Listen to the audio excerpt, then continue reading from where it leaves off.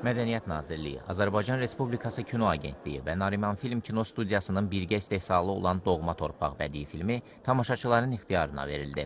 1992-ci ildə baş verən hadisələri özündə əks etdirən ekran işi real hadisələrə əsaslanan sujet xətti ilə kinosevərlərin marağına səbəb oldu. Ekran əsərinin quruluşçu rejissoru və ssenari müəllifi İlqar Safat, prodüseri Nəriman Məmmədovdur.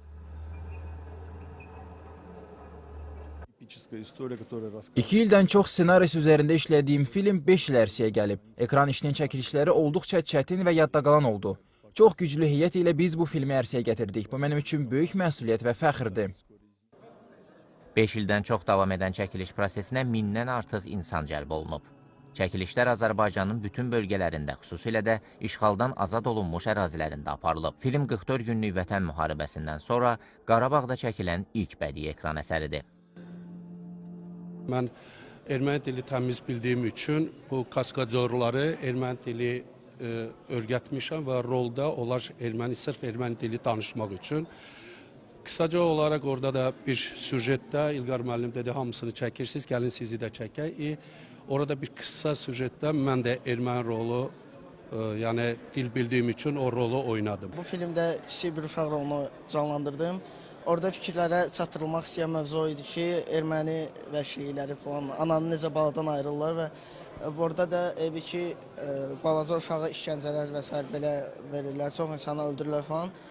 Kino bir neçə il qabaq çəkib deyə tam dəqiq yadımda deyil, balacaydım. Amma çox yadıma düşür ki, yəni çəkiliş zamanı hava temperaturuna görə çox çətin idi çəkiliş eləmək.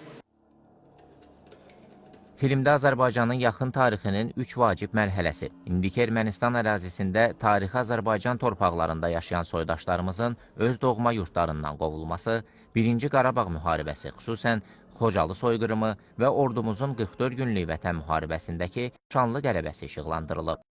Mən çox sevinirəm ki, bu filmdə çəkilmişəm və filmdə çəkilməyimin əsas səbəblərindən biri elə filmin adı olub. Çünki torpaq, vətən müqəddəs bir məhkumdur, bayraqları bayraq edən üstündəki qandır, torpaq uğrunda ölən varsa əgər vətəndir. Filmdə Azərbaycan ordusu Qarabağda erməni separatçılarına qarşı mübarizə aparır. Jurnalist Miranda Qafqaz bəbiri haqqında sənədli film çəkmək üçün Londondan ölkəmizə gəlir. Talih onu kəşfiyyatçı Emillə bir yerə gətirir. Onlar birlikdə çətin sınaqlardan keçirlər. Bu çətinliklər zamanı Miranda Qafqaz bəbiri və Azərbaycanın müasir tarixinin faciəli səhifələri haqqında çox şey öyrənir. Filmdə başrolları Rüstəm Cəbrayılov və Alina Varantsova canlandırıblar.